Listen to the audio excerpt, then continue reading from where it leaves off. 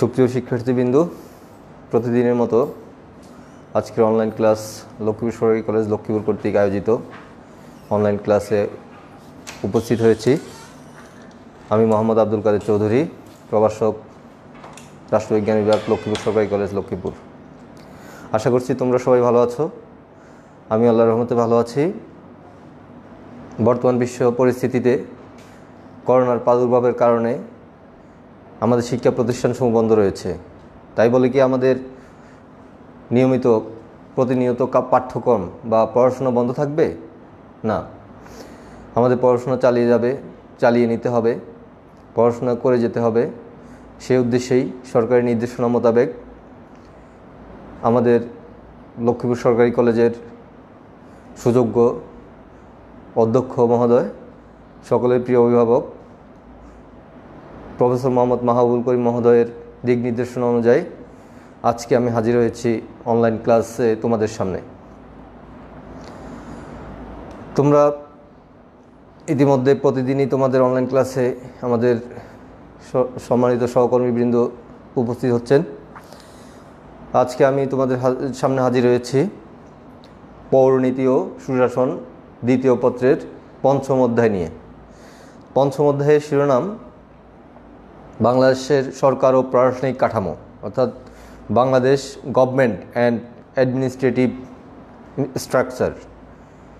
এই অধ্যায়ে অর্থাৎ বাংলাদেশ সরকার ও প্রশাসনিক কাঠামো, এই অধ্যায়টি আমি শুরু করেছিলাম কলেজ বন্ধ হয়ে যাওয়ার পূর্বে।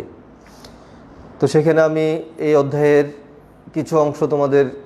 সামান্য কিছু অংশ তোমাদের সাথে পড়িয়েছিলাম।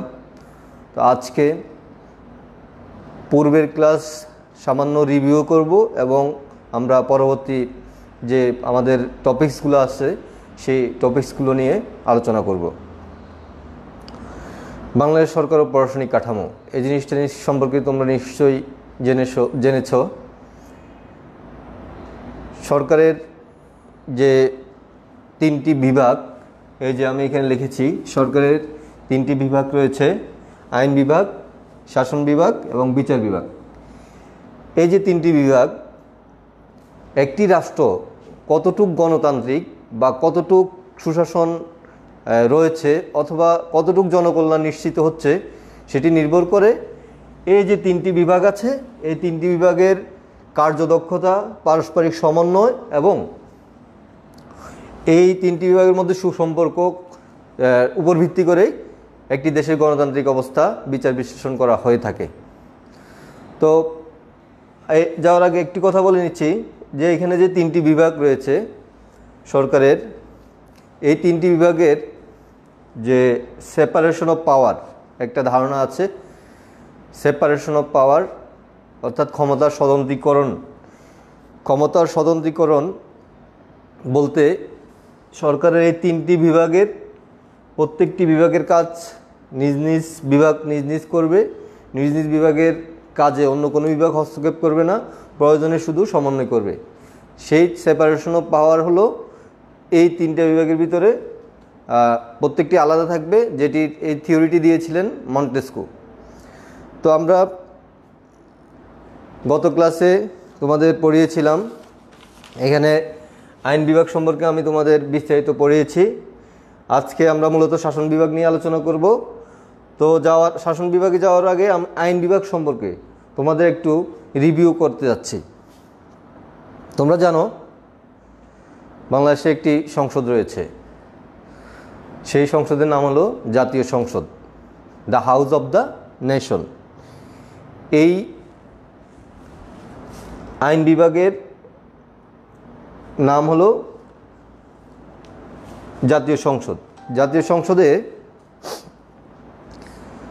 গঠন সম্পর্কে বলা আছে আমাদের বাংলাদেশের সংবিধানের 65(1) নং অনুচ্ছেদে। সেখানে বলা আছে বাংলাদেশের আইনসভার নামে জাতীয় সংসদ থাকবে। এই জাতীয় সংসদের অন্যতম প্রধান কাজ হলো প্রজাতন্ত্রের নিমিত্তে আইন প্রণয়ন করা। তোমরা অবশ্য গত ক্লাসে আমি বলেছিলাম এই জাতীয় সংসদের সম্পর্কে। জাতীয় সংসদের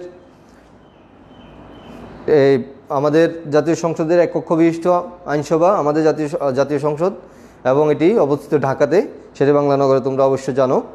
আর জাতীয় সংসদের গঠন তোমরা জানো। জাতীয় সংসদের গঠন সম্পর্কে আমি বলেছিলাম যে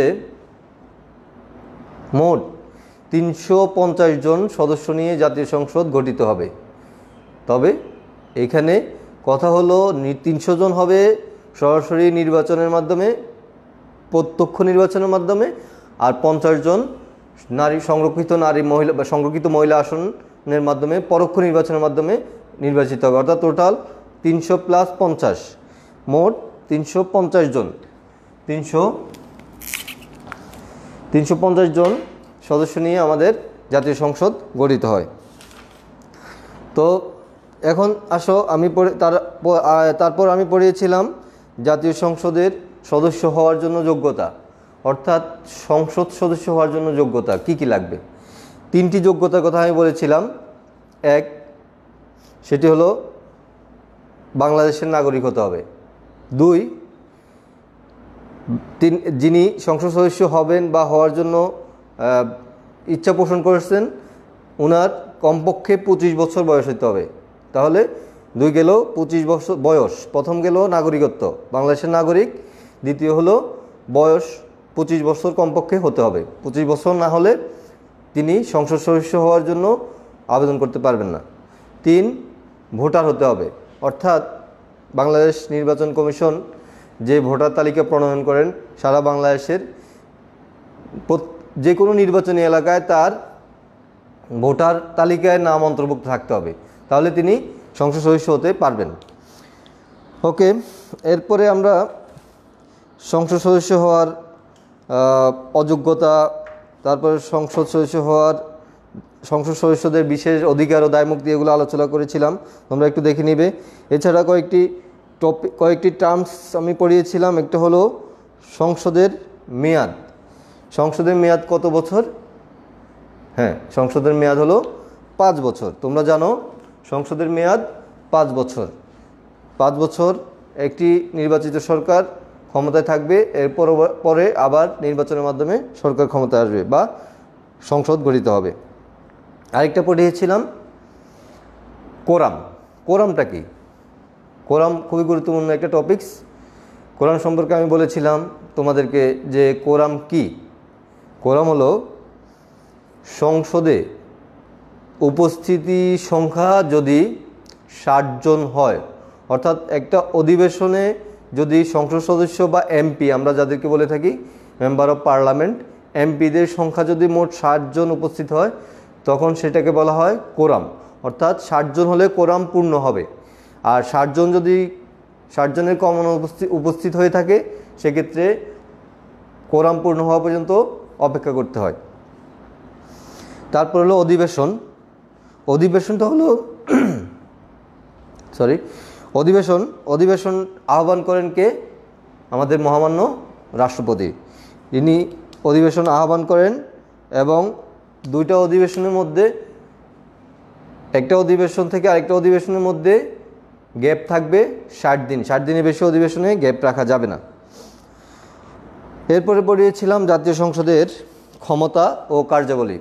আমি তোমাদেরকে আইন বিভাগ সম্পর্কে যে ধারণাগুলো দিচ্ছি, মূলত গুরুত্বপূর্ণ যে টপিকসগুলো আমি রিভিউ করার চেষ্টা করছি, কারণ দীর্ঘদিন তোমরা আমাদের ক্লাসের বাইরে আছো এবং যেহেতু এই অধ্যায়টা অনেক আগে পড়িয়েছিলাম সেহেতু সামান্যভাবে আমি রিভিউ দেওয়ার জন্য তোমাদের চেষ্টা করছি। জাতীয় সংসদের এ পর্যায়ে জাতীয় সংসদের ক্ষমতা ও কার্যাবলী আমরা একটু আগে বলেছিলাম যে জাতীয় সংসদের গঠন হবে সংবিধানের 65(1) অনুচ্ছেদ অনুযায়ী। সেখানেই বলা আছে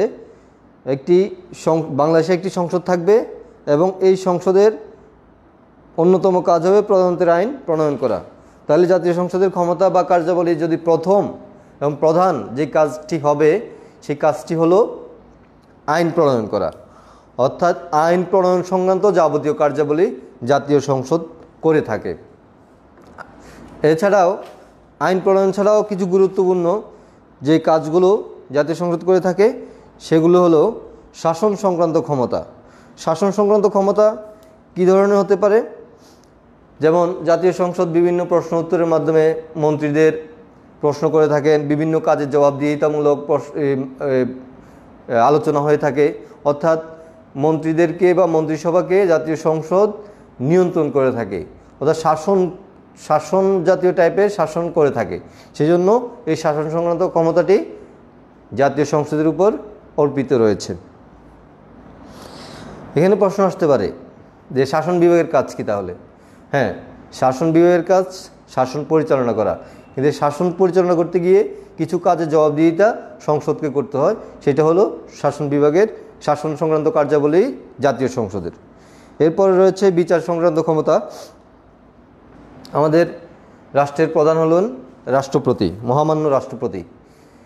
এখন রাষ্ট্রপতির বিভিন্ন কোনো অভিশংসন বা অপসারণজনিত কোনো বিষয় যদি উত্থাপিত হয়, সেক্ষেত্রে জাতীয় সংসদের নির্দিষ্ট প্রক্রিয়া অনুসরণ করে ওনাকে অপসারণ বা অভিশংসন করতে হয়। এইটা হলো জাতীয় সংসদের বিচার সংক্রান্ত ক্ষমতা। এরপরে আছে গুরুত্বপূর্ণ একটি কাজ, অর্থ সংক্রান্ত ক্ষমতা। অর্থ সংক্রান্ত ক্ষমতা কেমন? তোমরা অবশ্যই নাম শুনেছ বাজেট। বাজেট কি?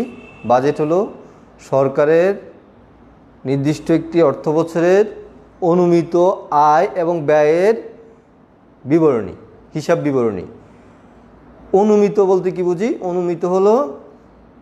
অনুমিত হলো সেটাই যেটা সম্ভাব্য, অর্থাৎ আগামী অর্থ বছরের সরকারের আয় ব্যয়ের সম্ভাব্য বিবরণী হলো বাজেট। এই বাজেট সংক্রান্ত যাবতীয় কাজ জাতীয় সংসদ করে থাকে।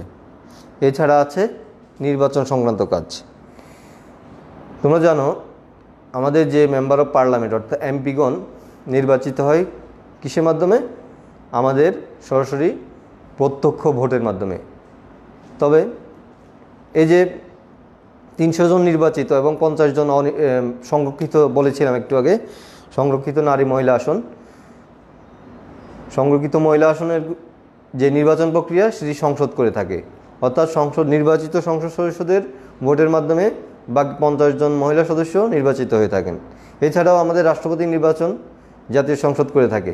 এই নির্বাচন সংক্রান্ত কার্যাবলী জাতীয় সংসদ করে থাকে। তাছাড়া আছে আরেকটি গুরুত্বপূর্ণ, সেটি হলো সংবিধানের সংশোধন। বাংলাদেশ সংবিধানের এ পর্যন্ত তোমরা জানো 17টি সংশোধনী হয়েছে এবং সংশোধনীগুলো গুরুত্বপূর্ণ, বিশেষ প্রয়োজনে, বিশেষ রাষ্ট্রের দরকারে, মানুষের প্রয়োজনে সংশোধনীগুলো হয়ে থাকে। এই সংশোধনী কাজটা জাতীয় সংসদ করে থাকে। এগুলো ছিল মূলত প্রধান কাজ। এছাড়াও কিছু কাজ রয়েছে, যে তোমাদের প্রশাসনিক ট্রাইব্যুনাল গঠন, তার বিতর্কমূলক কাজ। এছাড়াও আছে রাষ্ট্রপতির কতগুলো পদের বেতন ও শর্ত নির্ধারণ। এগুলো আমি পড়িয়েছিলাম, একটু দেখে নিবে। এখন চলে যাচ্ছি আমরা জাতীয় সংসদের এই সরকারের যে 3টি বিভাগের কথা আমি বলেছিলাম। এই সরকার আজকে আমরা পড়ব এই যে শাসন বিভাগ, সবচেয়ে গুরুত্বপূর্ণ বিভাগ শাসন বিভাগ। আজকে শাসন বিভাগ সম্পর্কে আমরা আলোচনা করব। শাসন বিভাগটা কি? আমাদের যে অধ্যায় বাংলাদেশ সরকার ও প্রশাসনিক কাঠামো, অর্থাৎ সরকারের যে কাঠামো, সেই কাঠামোর মধ্যে যে 3টি বিভাগ রয়েছে, এই বিভাগগুলোর মধ্যে শাসন বিভাগ হলো অনেক গুরুত্বপূর্ণ একটি বিভাগ। আজকে তাহলে শাসন বিভাগ কি আমরা বলতে পারি? শাসন বিভাগ হলো সরকারের সেই বিভাগ যে বিভাগের মাধ্যমে সরকার তার কার্যাবলী, নির্বাহী ক্ষমতা প্রযুক্ত করে, অর্থাৎ সরকারি কার্যক্রমগুলো পরিচালিত করে থাকেন যে বিভাগ, সেটি হলো শাসন বিভাগ। শাসন বিভাগে যে বিষয়গুলো আছে, প্রথমে দেখবা এটির ইংরেজি নামটা হলো, আমি বলে দিচ্ছি, শাসন বিভাগের ইংরেজি নাম হলো দ্য এক্সিকিউটিভ, আর আইন বিভাগের ইংরেজি নাম তোমাদেরকে বলেছিলাম the legislature. The executive, the judiciary, বিচার বিভাগের ইংরেজি নাম জুডিশিয়ারি। আর আমরা আজকে আলোচনা করছি দ্য এক্সিকিউটিভ বা শাসন বিভাগ। এই এক্সিকিউটিভে প্রথমে আছে তোমাদের বইয়ে যে প্রধানমন্ত্রীর ক্ষমতা, পদমর্যাদা এবং কার্যাবলী, অর্থাৎ powers, functions and status of the prime minister, আমাদের মাননীয় প্রধানমন্ত্রীর পদমর্যাদা কেমন হবে এবং আমাদের ওনার যে ক্ষমতা কী ধরনের হবে এবং ওনার নিয়োগটা কীভাবে সম্পন্ন হয়, এটা খুবই গুরুত্বপূর্ণ, আমরা জেনে নিব।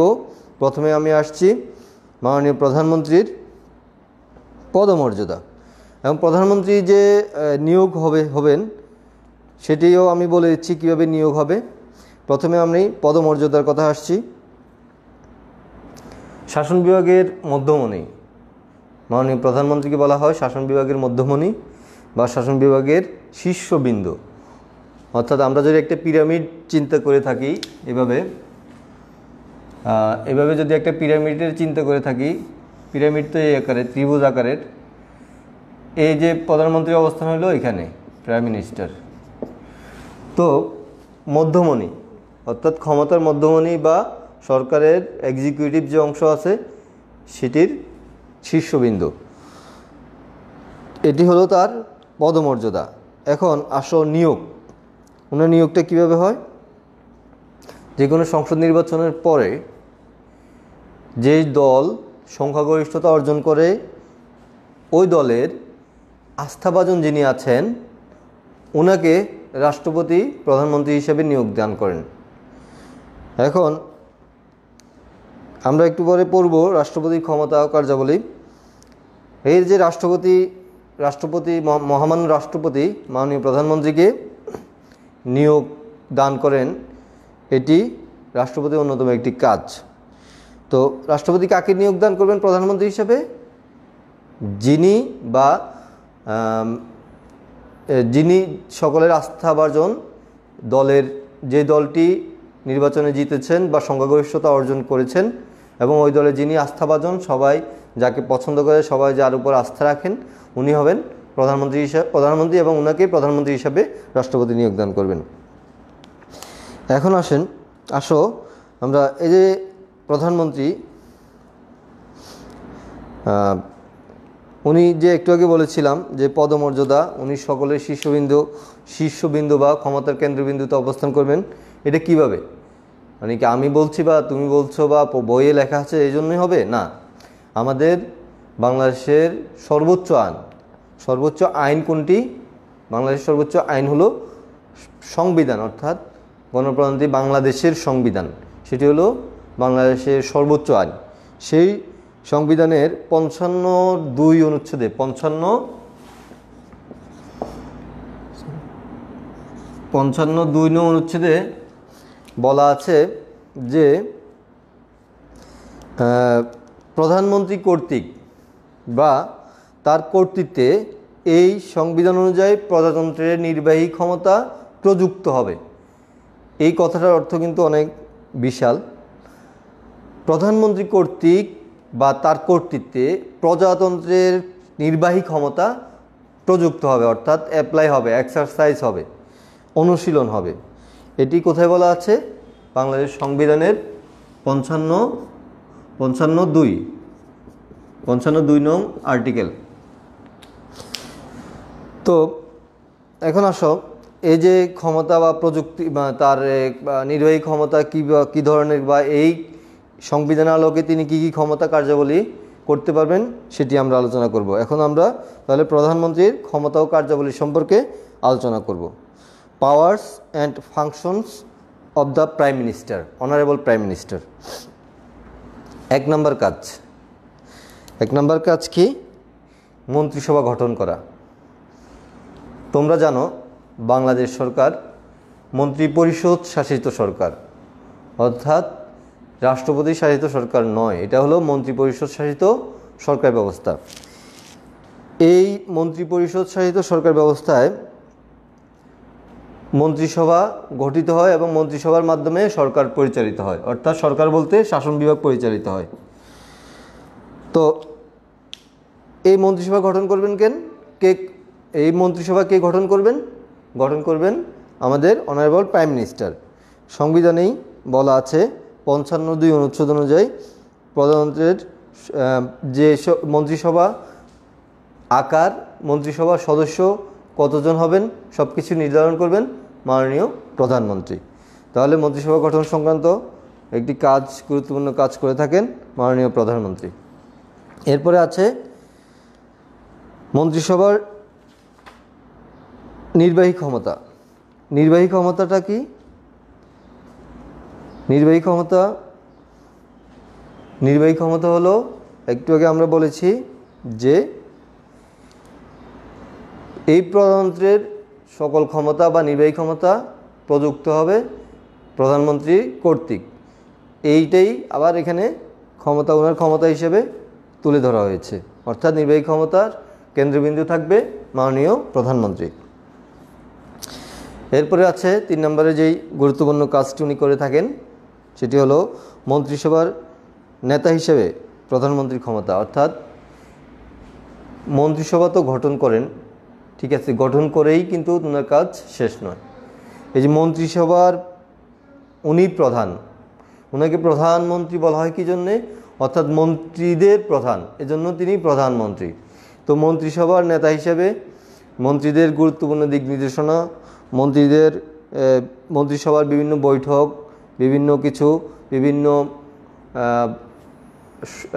সার্বিক দিক নির্দেশনা দিয়ে থাকেন উনি মন্ত্রিসভার নেতা হিসাবে। অর্থাৎ মন্ত্রিসভার নেতা হিসেবে তিনি মন্ত্রিসভার অন্যান্য সকল সদস্যকে বিভিন্ন বিষয়ে দিক নির্দেশনা, পরামর্শ, সহযোগিতা এবং সাজেশন দিয়ে থাকেন। এরপরে আছে জাতীয় সংসদের নেতা। উনি শুধু মন্ত্রিসভার নেতা নন, আমাদের যে জাতীয় সংসদের কথা বলেছিলাম একটু আগে, যে আইন বিভাগ, জাতীয় সংসদের তিনি হলেন নেতা। তিনি কিভাবে নেতা? জাতীয় সংসদের সংসদ সদস্য যারা আছেন ওনাদের আচরণ বিধিমালা, শৃঙ্খলা, পবিত্রতা সবকিছুই উনি নির্ধারণ করেন এবং নিয়ন্ত্রণ করেন। শুধু নির্ধারণ নয়, নিয়ন্ত্রণ করেন। অর্থাৎ জাতীয় সংসদের নেতা হিসেবে ওনার ভূমিকা অন্যতম। এরপরে যে কাজটি করে থাকেন সেটি হলো নিয়োগ সংক্রান্ত ক্ষমতা। তোমরা ইতিমধ্যে পড়েছ হয়তো যে আমাদের একটি অধ্যায় আছে, সেটি হলো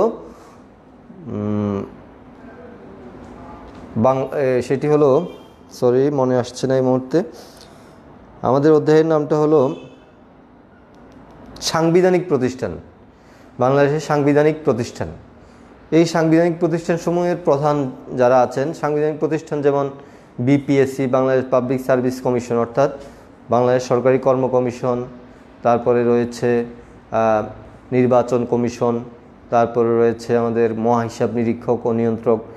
এই যে আমাদের সাংবিধানিক প্রতিষ্ঠানগুলো রয়েছে, এই প্রতিষ্ঠানসমূহের যিনি প্রধান এবং এই প্রতিষ্ঠানসমূহের যারা সদস্য, ওই সকল প্রধান এবং সদস্যদের নিয়োগ দিয়ে থাকেন রাষ্ট্রপতি। তবে না, রাষ্ট্রপতি নিয়োগ দিয়ে থাকেন, কিন্তু এই নিয়োগে প্রত্যক্ষ এবং সম্পূর্ণভাবে ভূমিকা রাখেন মাননীয় প্রধানমন্ত্রী। কীভাবে? রাষ্ট্রপতি ওনাদেরকে প্রধানমন্ত্রীর পরামর্শ ব্যতীত নিয়োগ দিতে পারেন না। তার মানে আমরা তাহলে নিয়োগ সংক্রান্ত ক্ষমতা প্রধানমন্ত্রী এটাই বলতে পারি যে সাংবিধানিক প্রতিষ্ঠান সহ অন্যান্য গুরুত্বপূর্ণ পদের যে নিয়োগ সংক্রান্ত বিষয়গুলো তিনি প্রধানমন্ত্রী সুপারিশক্রমে রাষ্ট্রপতি নিয়োগ দিয়ে থাকেন। এরপরে রয়েছে দলের নেতা হিসেবে ক্ষমতা। একটু আগে বলেছিলাম আমরা, উনি হলেন মন্ত্রিসভার নেতা, জাতীয় সংসদের নেতা। এরপরে শুধু এখন বলবো আমরা এখন বলছি কি দলের নেতা হিসেবে ভূমিকা। উনি যে প্রধানমন্ত্রী, মাননীয় প্রধানমন্ত্রী সাধারণত যে দল থেকে নির্বাচিত হয়ে থাকেন বা যে দল থেকে প্রধানমন্ত্রী হয়ে থাকেন সেই দলের প্রধান থাকেন, চেয়ারপারসন থাকেন। তো সে হিসেবে এই প্রধানমন্ত্রী ওই দলটাকে পুরোপুরি উনি কীভাবে মানুষের কাছাকাছি যাওয়া যায়, কিভাবে দলকে আরও ভালো বা উন্নতর দিকে নিয়ে যাওয়া যায়, সেই বিষয়ে সব কিছুই দেখভাল করেন মাননীয় প্রধানমন্ত্রী। এরপরে একটি গুরুত্বপূর্ণ ক্ষমতা বা কার্যাবলী রয়েছে, সেটি হলো জাতীয় নেতা হিসেবে প্রধানমন্ত্রীর ক্ষমতা। উনি শুধু জাতীয় সংসদের নেতা নন, উনি দলের প্রধান নন, মন্ত্রিসভারই প্রধান নন, উনি জাতীয় নেতা হিসাবে বিভিন্ন বিষয়ে বিভিন্ন বিষয়ে নজর রাখতে হয়, বিভিন্ন বিষয়ে দিক নির্দেশনা দিতে হয়, বিভিন্ন বিষয়ে সার্বিক জাতীয় স্বার্থ অর্জনে উনি প্রত্যক্ষ ভূমিকা রাখতে হয়। এই যে বর্তমানে আজকে আমাদের যে করোনা পরিস্থিতি, উনি সম্পূর্ণ সব কিছু বিষয়ে অবজারভেশন করছেন, প্রতিনিয়ত দিক নির্দেশনা দিচ্ছেন, মাঝে মাঝে যে বিভিন্ন জেলার বিভাগীয় কমিশনার বিভিন্ন জেলা প্রশাসক সহ বিভিন্ন আইনশৃঙ্খলা রক্ষাকারীর দায়িত্বপ্রাপ্ত কর্মকর্তাদের সাথে মিটিং করছেন, বৈঠক করছেন এবং সার্বিক দিক নির্দেশনা দিয়ে যাচ্ছেন। জাতির ক্লান্তি লগ্নে হোক বা জাতির সুসময় হোক, সবসময় তিনি জাতীয় স্বার্থ সংরক্ষণের জন্য ভূমিকা রেখে থাকেন। এই ছিল মূলত আমাদের মাননীয় প্রধানমন্ত্রীর ক্ষমতা ও কার্যাবলী। এখানে একটি বিষয় তোমাদের স্মরণ করে দিতে চাচ্ছি যে তোমরা হয়তো জানো, অনেকেই, যারা জানো না তাদের জন্য বলছি, আমাদের বাংলাদেশের প্রথম প্রধানমন্ত্রীর নাম তাজউদ্দিন আহমেদ। সেটি হলো মুজিবনগর সরকারের, তিনি প্রধানমন্ত্রী ছিলেন। এরপরে প্রধানমন্ত্রী ছিলেন আমাদের জাতির পিতা বঙ্গবন্ধু শেখ মুজিবুর রহমান। উনি দেশ প্রত্যাবর্তন অর্থাৎ 10ই জানুয়ারি স্বদেশ প্রত্যাবর্তনের পরে 11 তারিখে একটি আদেশ জারি করেন এবং সেই আদেশের প্রেক্ষিতেই 12 তারিখ থেকে তিনি 12ই জানুয়ারি 1972 থেকে প্রধানমন্ত্রীর দায়িত্ব পালন করেন। আর সর্বশেষ প্রধানমন্ত্রী তো তোমরা জানোই, আমাদের মাননীয় প্রধানমন্ত্রী শেখ হাসিনা। উনি গত তিনবারের প্রধানমন্ত্রী হিসাবে দায়িত্ব পালন করে যাচ্ছেন। এখন আসো আমরা মন্ত্রী পরিষদ গঠন ও কার্যাবলী সম্পর্কে আলোচনা করব। এই যে শাসন বিভাগের কথা বলেছি, শাসন বিভাগ আমরা পড়াচ্ছি। এখানে বাংলাদেশ যেহেতু একটু আগে বলেছি আমাদের বাংলাদেশ যেহেতু মন্ত্রী পরিষদ শাসিত সরকার ব্যবস্থা বিদ্যমান, সেখানে মন্ত্রীগণই সরকারের যে অঙ্গ শাসন বিভাগ অর্থাৎ নির্বাহী বিভাগ, এই বিভাগের কাজগুলো করে থাকেন সরকারের পক্ষে। তো এই মন্ত্রিসভা কীভাবে গঠিত হয় এবং তাদের কার্যাবলী কী, সেটা সম্পর্কে আমরা বিস্তারিত আলোচনা করব। একটু আগে বলেছিলাম সংবিধানের এই যে 55(2) অনুযায়ী নির্বাহী ক্ষমতা প্রযুক্ত হবে মাননীয় প্রধানমন্ত্রী কর্তৃক। আর 55(1) অনুযায়ী 55(1) অনুযায়ী বলা আছে কিভাবে মন্ত্রিসভা গঠিত হবে, কাদের নিয়ে গঠিত হবে, সদস্য কতজন হবে, এটার কে গঠন করবে, সব কিছু এই 55(1) নং অনুচ্ছেদে সংবিধানে বলা আছে। তো আমরা সেখানে যদি দেখতে পাই, সেখানে বলা আছে যে মাননীয় প্রধানমন্ত্রী অর্থাৎ প্রাইম মিনিস্টার যে সকল নির্বাচিত সংসদ সদস্য রয়েছেন তাদের মধ্য থেকে যে পরিমাণ, মানে যে কয়জন সদস্য ওনার মনে হবে যে দরকার, ওই কয়জন সদস্য নিয়ে মন্ত্রিসভা গঠন করতে পারবেন এবং মন্ত্রিসভায় কে কী দায়িত্ব পালন করবেন সেটাও উনি নির্ধারণ করবেন। অর্থাৎ প্রধানমন্ত্রী কর্তৃক এই মন্ত্রিসভা গঠিত হয়।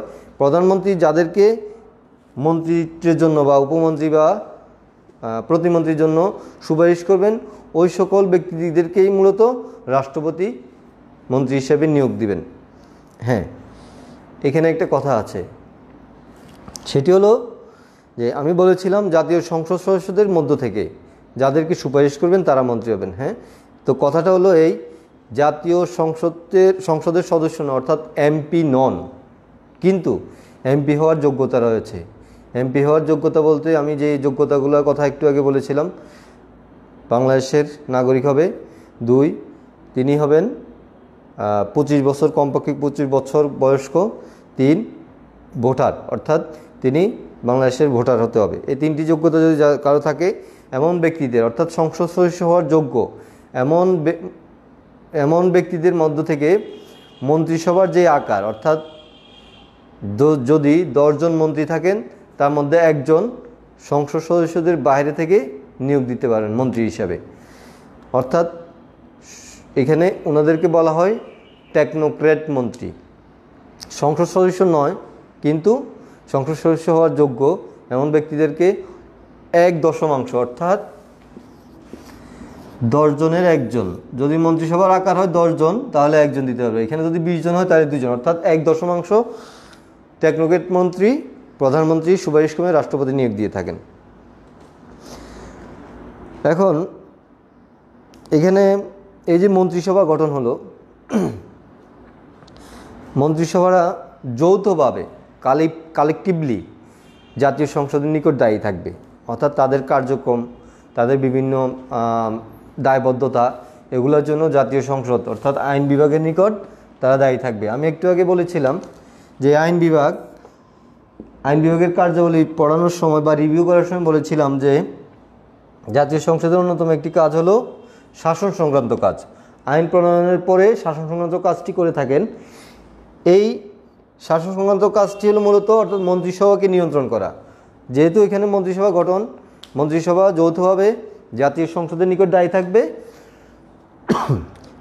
জাতীয় সংসদের নিকট দায়ী থাকবে, অর্থাৎ এটা দ্বারা বোঝানো হয়েছে যে মন্ত্রিসভা এই শাসন বিভাগের যে মন্ত্রিপরিষদ তারা যৌথভাবে আইন বিভাগের নিকট দায়ী থাকবে, তাদের বিভিন্ন কার্যাবলী দায়িত্ব পালনের ক্ষেত্রে যে দায়বদ্ধতা সেটা জবাবদিহি করবে এই জাতীয় সংসদের নিকট। এখন আসো মন্ত্রিপরিষদের ক্ষমতা ও কার্যাবলী অর্থাৎ powers and functions of the cabinet. মন্ত্রিসভার ক্ষমতা ও কার্যাবলী। মন্ত্রিসভার প্রধান কাজ কি? নীতি নির্ধারণী কাজ। কি কাজ? নীতি নির্ধারণী কাজ। অর্থাৎ একটি দেশ পরিচালনা করার ক্ষেত্রে প্রধান যে গুরুত্বপূর্ণ যে কাজটি সেটা হলো তোমাকে প্ল্যানিং করা, অর্থাৎ নীতি নির্ধারণ করা, প্ল্যানিং। এই প্ল্যানিং বা নীতি নির্ধারণ মূলত সরকারের, রাষ্ট্রের, জনগণের সকলের চাহিদা অনুযায়ী কি কি কাজ করা লাগবে সেটা প্রথমত নির্ধারণ করা, সেই নীতি নির্ধারণ অনুযায়ী নীতি বাস্তবায়ন হবে। তো প্রথম কাজ, মন্ত্রিসভার প্রথম কাজ নীতি নির্ধারণী কাজ। দ্বিতীয় কাজটি দেখি, দ্বিতীয় কাজটি হলো নির্বাহী দায়িত্ব পালন করা। নির্বাহী, এক্সিকিউটিভ দায়িত্ব পালন করা, অর্থাৎ নির্বাহী দায়িত্ব কোনটা? নির্বাহী দায়িত্ব হলো একটু আগে যে আমি বলেছিলাম 55(2) অনুচ্ছেদে, সংবিধানের 55(2) অনুচ্ছেদে বলা আছে প্রধানমন্ত্রীর ক্ষমতা প্রধানমন্ত্রী কর্তৃক বা তার কর্তৃত্বে প্রযুক্ত হবে। তো প্রধানমন্ত্রীর অন্যতম অংশ হলো এই মন্ত্রিপরিষদ, ক্যাবিনেট। অর্থাৎ ক্যাবিনেট, প্রধানমন্ত্রী মূলত ক্যাবিনেট না থাকলে প্রধানমন্ত্রী হতো না, কারণ উনি মন্ত্রীদের প্রধান, এই জন্যই প্রধানমন্ত্রী। আর মন্ত্রীরা যদি না থাকে তিনি প্রধান হতেন না, তিনি তো একজনই মন্ত্রী হতেন, উনিকে প্রধানমন্ত্রী আর বলা লাগতো না। তো এই প্রধানমন্ত্রীর বা মন্ত্রিপরিষদ একটু যেহেতু আমি বলেছি প্রধানমন্ত্রী কর্তৃক প্রযুক্ত হবে নির্বাহী ক্ষমতা, সেহেতু এই প্রধানমন্ত্রী বা মন্ত্রিসভার অংশ হলো এই মন্ত্রীগণ। মন্ত্রীরা এই নির্বাহী ক্ষমতাগুলো, নির্বাহী দায়িত্ব বা নির্বাহী কর্তৃত্ব প্রযুক্ত করে থাকেন। নির্বাহী সকল ক্ষমতা মন্ত্রীরাই মূলত করে থাকেন। যেমন আমি একটা উদাহরণ দিয়ে থাকি, তোমরা উপজেলা নির্বাহী অফিসার বা ইউএনও নাম শুনেছ। ওইখানে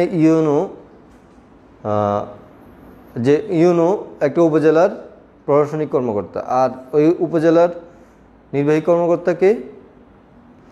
কর্মকর্তা হলো মাননীয় সংসদ সদস্য, অর্থাৎ এমপি যারা রয়েছেন তারা।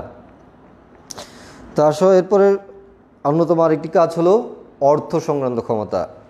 অর্থ বলতে বোঝায় বাজেটিং। অর্থ ছাড়া আসলে কোনো কিছু কল্পনা করা বা চিন্তা করা খুবই কষ্টকর। অর্থকে কেন্দ্র করে সকল নীতি নির্ধারিত হয় এবং তা বাস্তবায়িত হয়। তো এই যে অর্থের একটা প্ল্যান, অর্থ সংক্রান্ত কী কাজ করে থাকেন মন্ত্রীরা?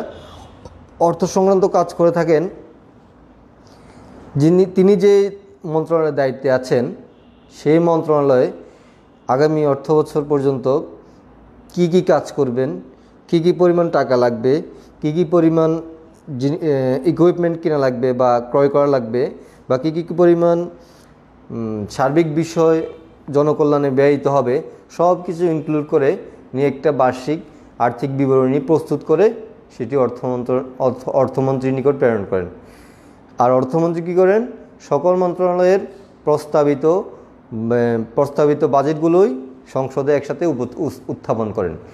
এই জন্যই অর্থ সংক্রান্ত বা বাজেট সংক্রান্ত ক্ষমতা পূর্ণাঙ্গ মন্ত্রীদের হাতের উপরেই বর্তায়। তো আমরা দেখে নিলাম নীতি নির্ধারণী কাজ, প্রথমত নির্বাহী দায়িত্ব পালন। 3 নম্বরে দেখে নিলাম মন্ত্রীদের অর্থ সংক্রান্ত দায়িত্ব। এখন 4 নম্বরে আছে আইন প্রণয়ন। আইন প্রণয়ন খুবই গুরুত্বপূর্ণ একটি কাজ। দেখো, আমরা আইন প্রণয়নের কাজ একটু আগে বলেছিলাম, প্রধান কাজ হলো আইন বিভাগের প্রধান কাজ হলো আইন প্রণয়ন করা। এখন বলতেছি মন্ত্রীরা আইন প্রণয়ন করবে, তাহলে বিষয়টা একটু সাংঘর্ষিক হয়ে যাচ্ছে। হ্যাঁ, সাংঘর্ষিক বটে, কিন্তু সাংঘর্ষিক নয়। আইন বিভাগের প্রধান কাজ আইন প্রণয়ন করা। এই আইন প্রণয়ন কি আইন বিভাগ নিজে নিজে করতে পারবে? আইন বিভাগের সদস্য কর্তৃক আইন প্রণীত হবে, আর আইন বিভাগের সদস্য হলেন এমপিগণ, আর এমপিদের মধ্য থেকে হয়ে থাকেন মন্ত্রীগণ। তাহলে আইন বিভাগে যে আইনগুলো প্রণীত হয়ে থাকে তার ম্যাক্সিমাম আইন প্রণয়ন করে থাকেন বা উত্থাপন করে থাকেন বিল আকারে মন্ত্রীগণ।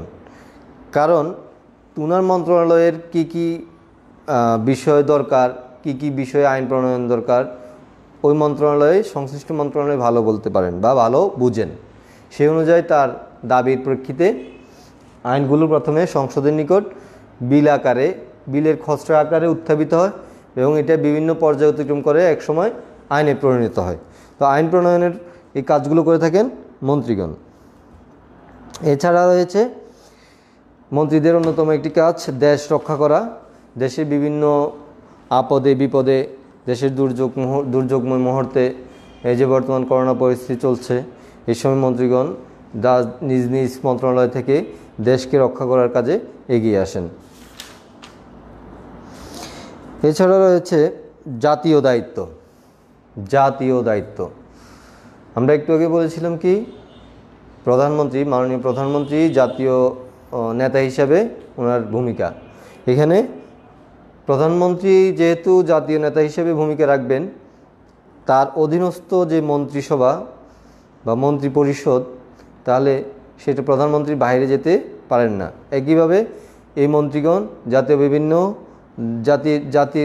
বিভিন্ন ক্লান্তি লগ্নে, বিভিন্ন সুখে দুঃখে ওনারা বিভিন্ন গুরুত্বপূর্ণ ভূমিকা পালন করে থাকেন।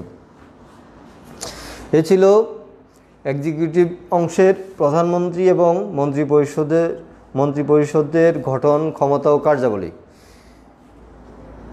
এখন শাসন বিভাগের অন্যতম আরেকটি অংশ হলো রাষ্ট্রপতি। আমরা এখন রাষ্ট্রপতি সম্পর্কে আলোচনা করব। রাষ্ট্রপতি সম্পর্কে এই যে আলোচনা, এখানে কয়েকটি ভাগে বিভক্ত। প্রথমত হলো রাষ্ট্রপতি সংক্রান্ত, রাষ্ট্রপতি কীভাবে নির্বাচিত হয়। আমি একটা জিনিস বলে দিতে যাচ্ছি, সেটা হলো, এটা গুরুত্বপূর্ণ কথা, সেটা অবশ্যই মনে রাখবা। প্রধানমন্ত্রীর পূর্বে মাননীয় অবশ্য বলতে হবে, আর রাষ্ট্রপতির পূর্বে, নামের পূর্বে মহামান্য শব্দটি ব্যবহার করতে হবে। তো আমরা মহামান্য রাষ্ট্রপতি আজকে কীভাবে নির্বাচিত হয়, তার পদমর্যাদা, ওনার দায় মুক্তি এবং রাষ্ট্রপতি অভিশংসন, অপসারণ, এইসব বিষয় নিয়ে এখন আলোচনা করব। প্রথমে আসো রাষ্ট্রপতি। বাংলাদেশের যে সরকার কাঠামো, একটু আগে বলেছি আমি, মন্ত্রী পরিষদ শাসিত সরকার ব্যবস্থা। এখানে রাষ্ট্রপতি রাষ্ট্রের প্রধান থাকবেন, কিন্তু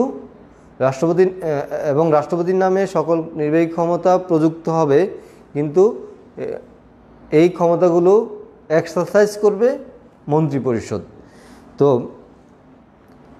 এই মন্ত্রী পরিষদ শাসিত সরকার ব্যবস্থার এটা অন্যতম বৈশিষ্ট্য, অর্থাৎ রাষ্ট্রপতি নামে মাত্র রাষ্ট্রপ্রধান এবং কাজগুলো তার নামে পরিচালিত হবে, কিন্তু কাজগুলো করে থাকেন মূলত মন্ত্রী পরিষদ। এখন আসো রাষ্ট্রপতি কিভাবে নির্বাচিত হয়ে থাকেন। রাষ্ট্রপতি নির্বাচন মূলত সংসদ করে থাকে। আমরা একটু আগে বলেছিলাম জাতীয় সংসদ বা আইন বিভাগ নির্বাচন সংক্রান্ত কিছু কাজ করে থাকেন, সেখানে একটি কাজ হলো রাষ্ট্রপতি নির্বাচন। এই রাষ্ট্রপতি নির্বাচন কীভাবে করে থাকেন? এটা হলো এক ধরনের পরোক্ষ নির্বাচন। প্রত্যক্ষ নির্বাচন বা পরোক্ষ নির্বাচন সম্পর্কে তোমরা জানো, তারপর আমি আর একটু বলে দিতে চাচ্ছি। প্রত্যক্ষ নির্বাচন হলো আমরা সরাসরি কাউকে ভোট দিয়ে নির্বাচিত করা, সেটা হলো প্রত্যক্ষ নির্বাচন।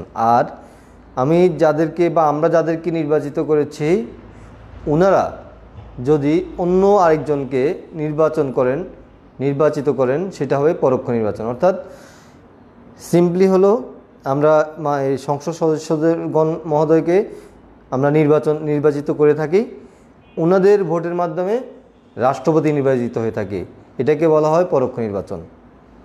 তাহলে জাতীয় সংসদ রাষ্ট্রপতি নির্বাচন করে থাকেন, সেটা কিভাবে?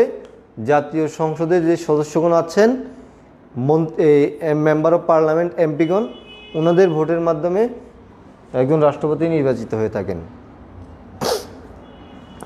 এই রাষ্ট্রপতি যে নির্বাচিত হয়ে থাকেন সেটি কোথায় কিভাবে হবে বা কি প্রক্রিয়া হবে, যে প্রক্রিয়ার কথা আমি বলেছি এটা কোথায় বলা আছে? সেটি আমাদের বলা আছে সংবিধানের 50-এর 1 নং অনুচ্ছেদে এই রাষ্ট্রপতি নির্বাচন সংক্রান্ত বলা আছে। তোমরা একটু যখন সংবিধান অধ্যায় পড়ানো হবে তখন ভালোভাবে দেখে নিতে পারবা। এখন আসো, উনি যে নির্বাচিত হবেন কতদিনের জন্য নির্বাচিত হবেন, এটা প্রশ্ন থাকে না? হ্যাঁ, উনি নির্বাচিত হলে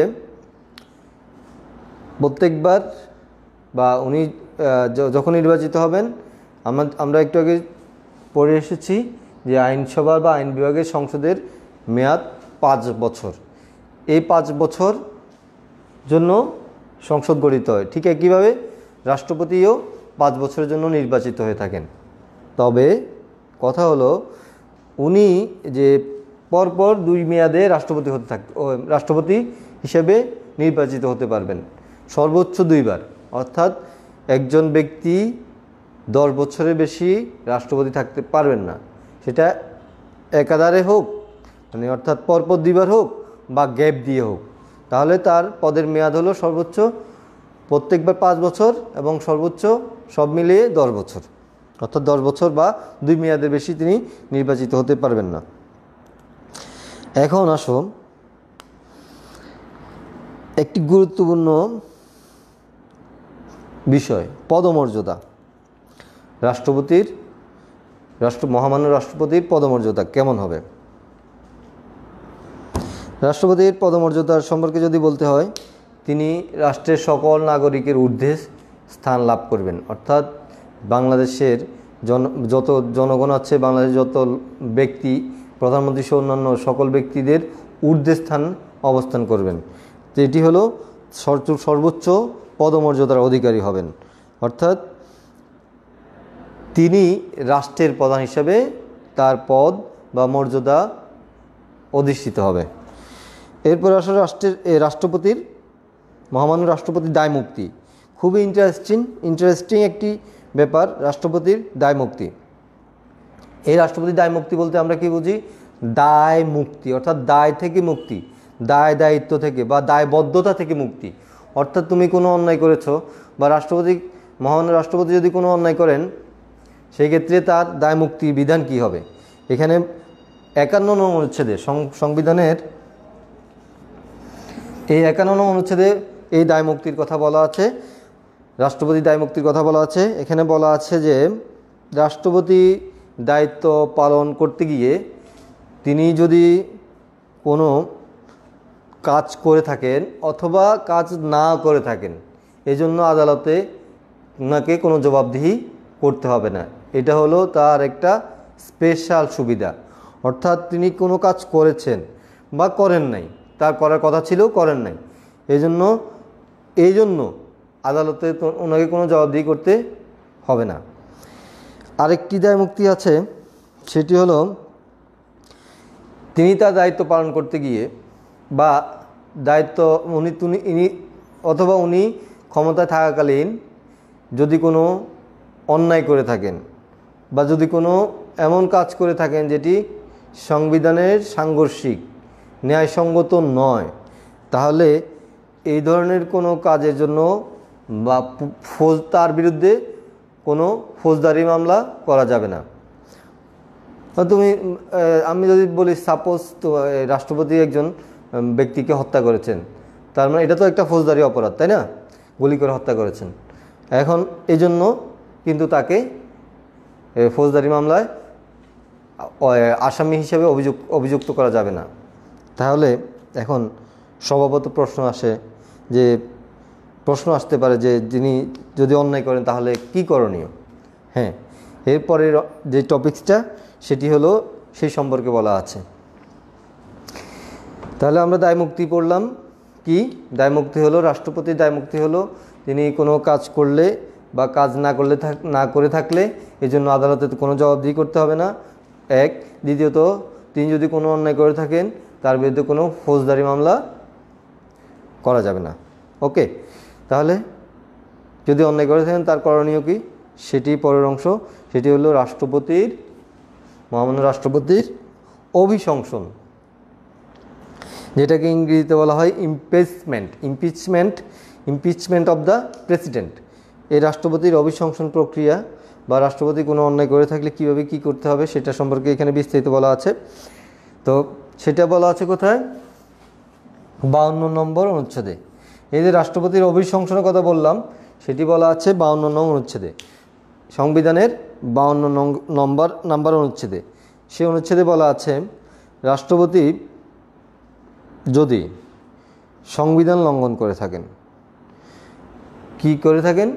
সংবিধান লঙ্ঘন করে থাকেন, যেটা সংবিধানের সাথে সাংঘর্ষিক অথবা গুরুতর অসদাচরণ করে থাকেন। একটু আগে যেটা বলছিলাম যে উদাহরণ দিতে গিয়ে যে উনি ওনার কাউকে গুলি করে হত্যা করলেন, গুরুতর অসদাচরণ বা সংবিধান লঙ্ঘন বা আইন অমান্য এই ধরনের কোনো কাজ করে থাকলে তাহলে রাষ্ট্রপতিকে কী করা যাবে? অভিশংসিত করা যাবে। অভিশংসিত মানে কি? রাষ্ট্রপতির পদ থেকে ওনাকে সরিয়ে দেওয়া, বরখাস্ত করা। এই কাজটি কে করবে? জাতীয় সংসদের সদস্যগণ।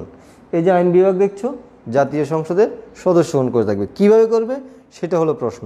এখন আসো, প্রথমত উনি যদি এই ধরনের কোনো কাজ করে থাকেন, সংবিধান লঙ্ঘন করে থাকেন বা গুরুতর অসদাচরণ করে থাকেন, সেক্ষেত্রে প্রথম যে কাজটি করতে হবে একটা লিখিত অভিযোগ মাননীয় সংসদ সদস্য যারা রয়েছেন তাদের সংখ্যাগরিষ্ঠতা অর্থাৎ অর্ধেকের বেশি সদস্যগণ একটা অভিযোগ লিখিত আকারে স্পিকারের নিকট পেশ করবেন যে রাষ্ট্রপতি এই কাজটা করেছেন যেটা সংবিধানের সাথে সাংঘর্ষিক। স্পিকার এই নোটিশ প্রাপ্তির পর নোটিশটা পাওয়ার 14 দিনের মধ্যে কোনো কিছু করবেন না। এরপরে যে 15 দিন, এরপরে 14 দিন পরে 15 দিন থেকে 30 দিনের মধ্যে এই অভিযোগ নিয়ে যে লিখিত যে অভিযোগটা এসেছে সেটির বিস্তারিত তদন্ত এবং প্রক্রিয়া, তা অভিশংসন প্রক্রিয়াগুলো শুরু করবেন। প্রথমত এক্ষেত্রে কী করে থাকেন? যখন এই ধরনের কোনো অভিযোগ আসে তখন সংসদ কর্তৃক অভিযোগ তদন্তের জন্য কোনো আদালত বা ট্রাইব্যুনাল বা কর্তৃপক্ষের নিকট এই অভিযোগটা পেশ করেন। তো আদালত কি করে? এই অভিযোগগুলো আসলে সত্যতা যাচাই করার জন্য বিভিন্ন সাক্ষী, বিভিন্ন ঘটনাগুলোর পর্যালোচনা করে থাকেন এবং এই অভিযোগ পর্যালোচনাকালীন রাষ্ট্রপতি ইচ্ছে করলে ওই আদালতে উপস্থিত থাকতে পারবেন, অথবা উনি যদি কাউকে প্রতিনিধি মনোনীত করেন উনি ওখানে উপস্থিত থাকতে পারবেন। তো আদালত কি করলো? অভিযোগগুলো পর্যালোচনা করার পর এক পর্যায়ে সেটা যাই হোক বা অভিযোগ সত্য হোক বা মিথ্যা হোক, আবার সেটা কি হবে?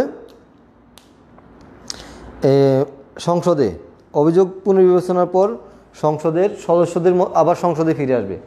এই সংসদে আসার পর আগে বলেছিলাম কতটুক লিখিত অভিযোগ দেওয়ার জন্য কতজন সদস্য দরকার? মেজরিটি পার্সেন্ট অর্থাৎ অর্ধেকের বেশি বলতে এখানে 100 জন সদস্য হলে 51 জন সদস্য যদি অভিযোগ দিতে পারবে। আর আমাদের যেহেতু 350 জন সদস্য অর্থাৎ 350 জনের অর্ধেক হলো 176 জন বা অর্ধেকের বেশি আর কি যেটা। আর এটা হলো অভিযোগ দিতে পারবে। আর অভিযোগ যদি সংসদে আদালত থেকে আবার আইন বিভাগে আসে, সংসদে আসে, তখন এটা পাশ করার জন্য লাগবে 2/3 মেজরিটি অর্থাৎ 200 জন হলে 300 জন হলে 200 জনের উপরে এটার ভোট এই অভিযোগের পক্ষে হতে হবে। তো এই পর্যায়ে 2/3 মেজরিটি পার্সেন্ট যদি এই অভিযোগের পক্ষে ভোট দেওয়ার পরে রাষ্ট্রপতির আসন শূন্য হবে। অর্থাৎ সদস্যগণ যদি এই অভিযোগটা যথার্থ মনে করেন এবং ঘোষণা দেন, প্রস্তাব গ্রহণ করলে রাষ্ট্রপতির পদ শূন্য হবে। ক্লিয়ার? অর্থাৎ অভিযোগ যে উনি যদি সংবিধান লঙ্ঘন বা গুরুতর অসদাচরণ করে থাকেন, তার বিরুদ্ধে যদি কোনো অভিযোগ সংসদ সদস্য মেজরিটি পার্সেন্ট সংসদ সদস্য উত্থাপন করেন স্পিকারের নিকট, স্পিকার এটি আদালত বা কর্তৃপক্ষের নিকট দায়ের করবেন, আদালত সেটি বিবেচনা করে আবার সংসদে প্রেরণ করবেন, সংসদে আবার সেটি 2/3 মেজরিটি পার্সেন্টের সদস্যদের ভোটের মাধ্যমে যদি গৃহীত হয় তাহলে রাষ্ট্রপতির পদ শূন্য হবে। ক্লিয়ার? ওকে, এখন রাষ্ট্রপতির পদ শূন্য হলো, তাহলে আমরা একটু আগে বলেছি রাষ্ট্রপতি দায়মুক্তি, উনি সকল আইনের ঊর্ধ্বে, সকল ব্যক্তির ঊর্ধ্বে, উনি কোনো অন্যায় করলে তার বিরুদ্ধে ফৌজদারি মামলা গ্রহণ করা যাবে না। কিন্তু ফৌজদারি মামলা গ্রহণ না করা গেলে কি হবে? উনি পদ থেকে অপসারণ বা অভিশংসন করার একটাই পদ্ধতি সংবিধান রয়েছে। এরপরে আরেকটি গুরুত্বপূর্ণ টপিকস, সেটি হলো অসামর্থ্যের কারণে রাষ্ট্রপতির অপসারণ। একটু আগে বলেছি, ভালো করে খেয়াল করবে, একটু আগে বলেছি অভিশংসন, আর এখন বলছি অপসারণ। কথা দুটি এক নয় কিন্তু। একটা হলো অভিশংসন, জোর করে, অন্যায় করলে জোর করে ওনাকে কী করা, বরখাস্ত করা। আরেকটা হলো অপসারণ। অপসারণটা হলো মানে এটা বাস্তবতার প্রেক্ষিতে হয়ে থাকে। এটা কীভাবে হবে? বরখাস্ত আর অপসারণ এক নয়। বরখাস্ত হয় হলো জোর করে, অন্যায় করলে জোর করে সবাই মিলে, আর অপসারণ হলো বাস্তবতার প্রেক্ষিতে। অপসারণটা কীভাবে হবে? রাষ্ট্রপতি যদি কোনো শারীরিক অক্ষমতাজনিত কারণে বা মানসিক ভারসাম্যহীনতার কারণে তিনি যদি দায়িত্ব পালন করতে ব্যর্থ হয়ে থাকেন, তাহলে ওনাকে ওনার পদ থেকে অপসারণ করার বিধান সংবিধানে রয়েছে। তাহলে ধরো উনি গুরুতর অসুস্থ হয়ে গেলেন, অথবা মানসিকভাবে বিকারগ্রস্ত বা ভারসাম্যহীন, যেটাকে আমরা বলে থাকি মানসিক রোগী, এই পর্যায়ে যদি হয়ে থাকেন, সেক্ষেত্রে তো উনি আসলে অক্ষম হওয়ার কারণে উনি কি রাষ্ট্র পরিচালনা করতে পারবেন, রাষ্ট্রের প্রধান হিসেবে দায়িত্ব পালন করতে পারবেন না। তাহলে ওনাকে তখন অপসারণ করা যাবে। সেক্ষেত্রেও ওই যে আমরা একটু আগে যে অভিশংসন প্রক্রিয়া, যে প্রক্রিয়াটা নিয়ে আলোচনা করেছিলাম, অপসারণ প্রক্রিয়াও ঠিক একই রকম। এখানে প্রথমত মেজরিটি পার্সেন্টের সংসদ সদস্য, অর্থাৎ সংসদ সদস্য যারা আছেন এমপি, তাদের অর্ধেকের বেশি সদস্য লিখিত আকারে প্রস্তাব দেবেন স্পিকারের নিকট।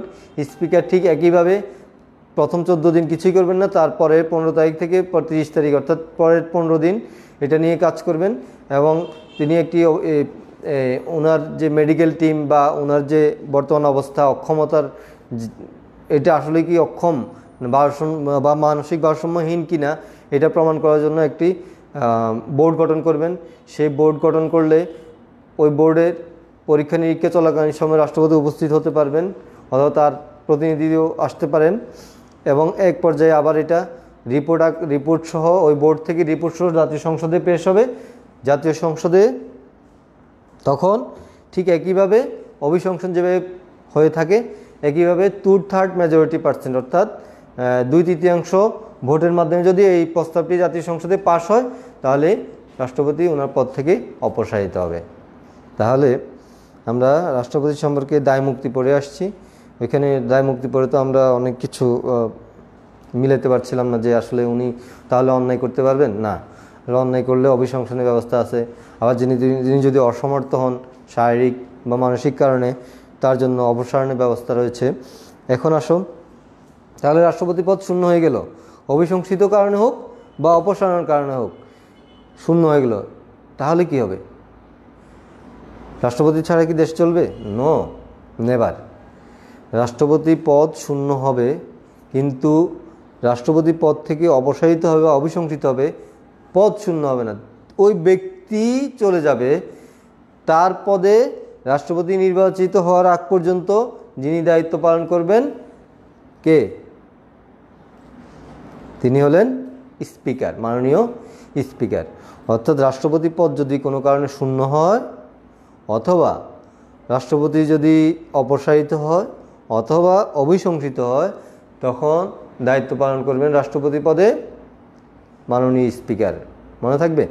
তবে এখন অভিশংসন বা অপসারণের কারণে শুধু শূন্য হলে নয়, উনি যদি কোনো বিদেশ সফরে গিয়ে থাকেন অথবা উনি কোনো ছুটিতে নিয়ে থাকেন, তখনও এই স্পিকার রাষ্ট্রপতির পদে দায়িত্ব পালন করে থাকবেন। এখানে আরেকটি কথা আছে, সেটি হলো স্পিকার যদি অসুস্থ হয়ে থাকেন বা স্পিকার যদি কোনো কারণে রাষ্ট্রে না থাকেন বা অন্য দেশে চলে গিয়েছেন, তখন কি হবে? তখনও ব্যবস্থা রয়েছে। তখন হলো ডেপুটি স্পিকার। তখন কে দায়িত্ব পালন করবেন? রাষ্ট্রপতির ডেপুটি স্পিকার রাষ্ট্রপতির দায়িত্ব পালন করবেন, যদি স্পিকারও না থাকে। আর স্পিকার থাকলে তো রাষ্ট্রপতির অপসারণ বা অভিশংসনের পর স্পিকার দায়িত্ব পালন করবেন। তো এই ছিল মূলত আমাদের আজকের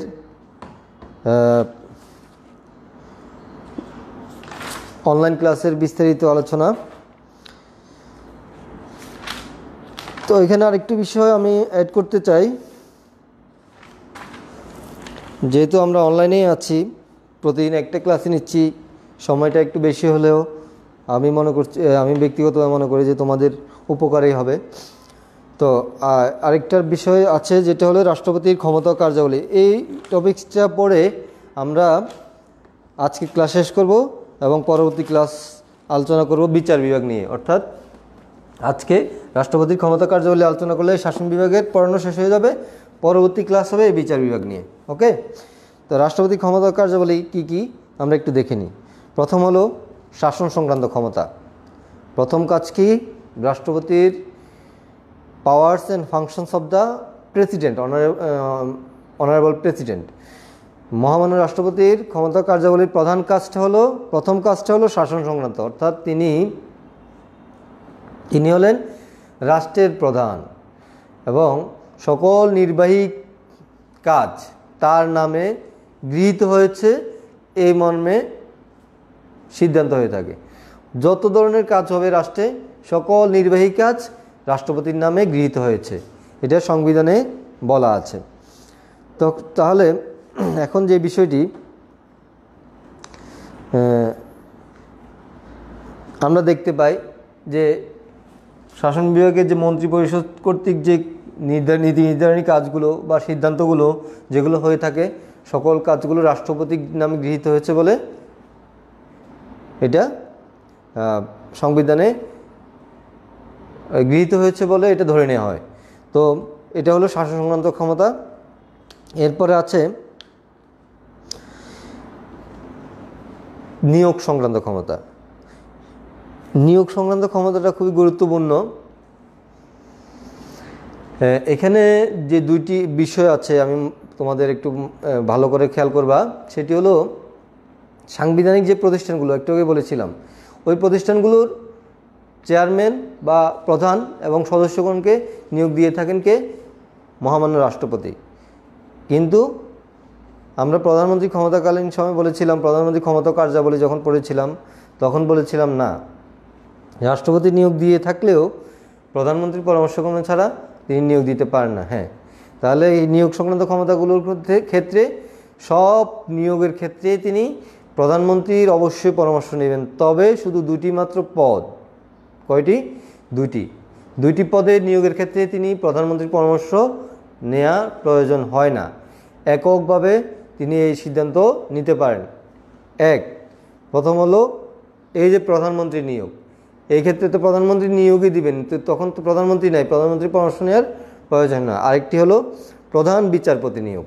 এই দুটি কাজ তিনি একক সিদ্ধান্ত করতে পারেন। তবে এখানেও কথা আছে। কি কথা? প্রধানমন্ত্রী যখন নিয়োগ দিয়ে থাকেন, প্রধানমন্ত্রী নিয়োগ দেওয়ার ক্ষেত্রে বলাই আছে সংবিধানে যে যেই দলটি সংখ্যাগরিষ্ঠতা অর্জন করেছেন সেই দলের যে আস্থাভাজন যিনি, ওই আস্থাভাজন ব্যক্তিকে রাষ্ট্রপতি প্রধানমন্ত্রী হিসেবে নিয়োগ দিবেন। এখানেও রাষ্ট্রপতি কিন্তু ভূমিকা নগণ্য, যদিও কাজটি তিনি এককভাবে করতে পারেন। আর আরেকটি কাজ কি বলেছিলাম এককভাবে যে করতে পারে, আরেকটি কাজ সেটা হলো, সে কাজটি হলো প্রধান বিচারপতি নিয়োগ। প্রধান বিচারপতি নিয়োগের ক্ষেত্রে সংবিধানের 94(1) অনুচ্ছেদ অনুযায়ী তিনি প্রধান বিচারপতি নিয়োগ দিতে পারেন। এই দুটি কাজ এককভাবে করতে পারেন নিয়োগ সংক্রান্ত। আর সকল ক্ষেত্রে কি করতে হয়? মাননীয় প্রধানমন্ত্রীর পরামর্শ ক্রমে অন্যান্য নিয়োগগুলো দিয়ে থাকেন। ওকে, তাহলে এখন আসো আইন প্রণয়ন সংক্রান্ত ক্ষমতা। 3 নম্বর যে কাজটি হলো সেটা হলো আইন প্রণয়ন সংক্রান্ত ক্ষমতা। আমরা জানি আইন প্রণয়ন করে জাতীয় সংসদ, এখানে আবার রাষ্ট্রপতি আসলো কোত্থেকে? হ্যাঁ, এই যে সংসদে যে বিলের আইনের খসড়া উত্থাপিত হয় বা বিল আকারের আইন সংসদে উত্থাপিত হওয়ার পরে বিভিন্ন পর্যায়ে গিয়ে আইনে যখন পরিণত হয়, আইনে পরিণত হয় না, তখন কি হয়? সংসদ থেকে একটি বিলের খসড়া বা আইনের খসড়া সংসদ থেকে কী হয়? সকলের মতামতের ভিত্তিতে পাশ হয়। এই যে আইনের খসড়াটা পাশ হয়, তখন কিন্তু আইন হয়নি, এটি রাষ্ট্রপতির নিকট প্রেরণ করা হয়। সংসদ থেকে কী করা হয়? পাশ করানোর পর রাষ্ট্রপতির নিকট প্রেরণ করা হয়। রাষ্ট্রপতি সেটি 15 দিনের ভিতরে অনুমতি দিবেন যে হ্যাঁ ঠিক আছে, এটি আইনটি ঠিক আছে। অথবা কি করবেন? অনুমতি দেওয়ার পর যদি 15 দিনের মধ্যে অনুমতি দিলেন বা না দিলেন, 15 দিন সময়, এরপরে এই বিলটি বা আইনের খসড়াটি আইনে পরিণত হবে। এটা কিন্তু গুরুত্বপূর্ণ। এরপরে কি বললাম? 15 দিনের মধ্যে তিনি অনুমতি দিলেন অথবা দিলেন না, অথবা কি করলেন? উনি মনে হলো যে আইনের এই ক্ষেত্রে একটু কী করা দরকার, এডিট সম্পাদিত করা দরকার বা পরিবর্তন বা পরিমার্জন করা দরকার, সেক্ষেত্রে উনি লিখিত আকারে এটা আবার সংসদে প্রেরণ করবেন। সংসদ আবার এটা পাশ করে ঠিক একই রকমভাবে রাষ্ট্রপতির নিকট প্রেরণ করবেন। রাষ্ট্রপতি দ্বিতীয়বার 7 দিনের ভিতর অনুমতি দিতে হবে। এই 7 দিনের ভিতর যদি তিনি অনুমতি দিয়ে থাকেন, তাহলে এটি আইনটি এই বিলের খসড়া বা আইনের খসড়াটি আইনে পরিণত হবে। অথবা এই 7 দিনে তিনি অনুমতি দেন নাই, কিছুই করেন নাই, তাও বিলটি কী হবে? আইনে পরিণত হবে। ক্লিয়ার? ওকে। এরপরে আছে অর্থ সংক্রান্ত ক্ষমতা। অর্থ সংক্রান্ত ক্ষমতাটাও রাষ্ট্রপতির অনেক বিশাল একটি ক্ষমতা। যে কোনো গুরুত্বপূর্ণ প্রয়োজনে যে বাংলাদেশ সরকারের যে সংযুক্তি তহবিল রয়েছে, তিনি ওই তহবিল থেকে ব্যয় নির্বাহের জন্য আদেশ দিতে পারেন। অর্থাৎ সংসদ নাই বা সংসদ অধিবেশন নাই, তখন বাংলাদেশের যে সংযুক্তি তহবিল রয়েছে বাংলাদেশের সরকারের, ওই সংযুক্তি তহবিল থেকে রাষ্ট্রপতি কী করতে পারবেন? ব্যয় নির্বাহের অর্থাৎ ব্যয় করার জন্য আদেশ দিতে পারবেন। তবে ব্যয় নির্বাহ করার পর এই আদেশটি ঠিক একইভাবে সংসদে উত্থাপিত হবে এবং এটি বাজেটের মতো প্রক্রিয়া অনুসরণ করে এটি বাজেট আকারে পাশ হয়ে আসতে হয়। এটা হলো অর্থ সংক্রান্ত ক্ষমতা। এরপরে আছে বিচার সংক্রান্ত ক্ষমতা। খুবই গুরুত্বপূর্ণ একটি ক্ষমতা, বিচার সংক্রান্ত ক্ষমতা খুবই গুরুত্বপূর্ণ। রাষ্ট্রপতি যে কোনো আদালতে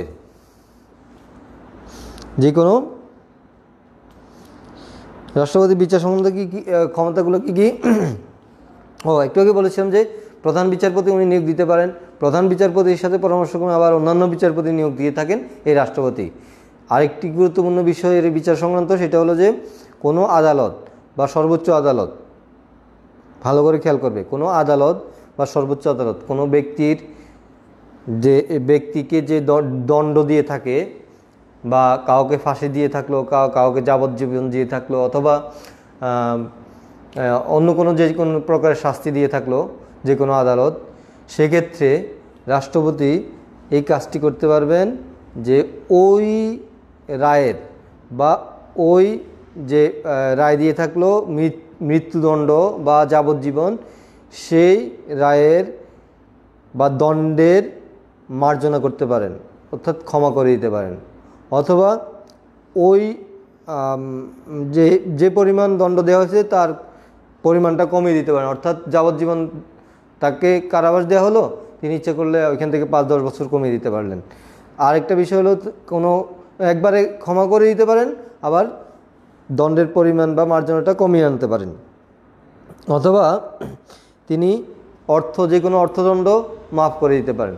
অর্থাৎ আদালত কর্তৃক কোনো ব্যক্তি বা প্রতিষ্ঠানকে কোনো রায় দিয়ে থাকলে সেই রায়ের তিনি পরিমার্জন, মওকুফ অথবা ক্ষমা করে দিতে পারেন। বিষয়টা ক্লিয়ার? একটা উদাহরণ দিয়ে থাকি। আমাদের লক্ষ্মীপুর শহরের সম্মানিত মেয়র, ওনার ছেলে এরকম একটি সমস্যায় পড়েছিলেন যে ফাঁসির অর্ডার হয়ে গিয়েছিলেন। পরবর্তীতে মহামান্য রাষ্ট্রপতি সে ফাঁসির অর্ডার মাফ করে দিয়েছিলেন। তো তোমরা বাস্তব উদাহরণ দিয়ে দিলাম বোঝার সুবিধার্থে। ওকে, এবার আসো অধ্যাদেশ প্রণয়ন সংক্রান্ত ক্ষমতা। অধ্যাদেশ প্রণয়ন ক্ষমতা। অধ্যাদেশ, অর্ডিন্যান্স যাকে ইংরেজিতে বলা হয়, অধ্যাদেশ কেন আসবে? যেহেতু সংবিধান, অধ্যাদেশ মানে অধ্যাদেশ এক ধরনের আইন, যেহেতু আইনসভা রয়েছে, আমরা আইন প্রণয়ন করব সংসদের মাধ্যমে, তাহলে অধ্যাদেশ কি দরকার? হ্যাঁ, মনে করো সংসদ অধিবেশন নেই বা সংসদই নেই, সংসদ ভেঙে গেছে, 5 বছর পূর্ণ হয়ে গেছে বা যে কোনো কারণে ভেঙে গেছে, তখন কি জনগুরুত্বপূর্ণ প্রয়োজনে, রাষ্ট্রের প্রয়োজনে, আইনের প্রয়োজন হলো, তাহলে সংসদ নয়, আইন কীভাবে আসবে? তখন হলো এই অধ্যাদেশ কি করা হয়? রাষ্ট্রপতি কর্তৃক এই অধ্যাদেশ প্রদান করা হয়। অর্থাৎ এই অধ্যাদেশটি আইনের মতো কাজ করবে। তবে এখানে এই অধ্যাদেশ কি করতে হবে? আইন যেভাবে পাস হয়, সংসদ যখন বসবে পরবর্তীতে সংসদের মাধ্যমে এই আইন আকারে পাশ করে নিতে হয়। এটা হলো অধ্যাদেশ। এরপরে আসো সংসদ ভেঙে দেওয়ার ক্ষমতা। যদি প্রধানমন্ত্রী কি করেন, প্রধানমন্ত্রী পদত্যাগ করেন অথবা প্রধানমন্ত্রী পরামর্শ দিয়ে থাকেন যে রাষ্ট্রপতিকে যে সংসদ ভেঙে দেন, তাহলে রাষ্ট্রপতি সংসদ ভেঙে দিতে পারবেন।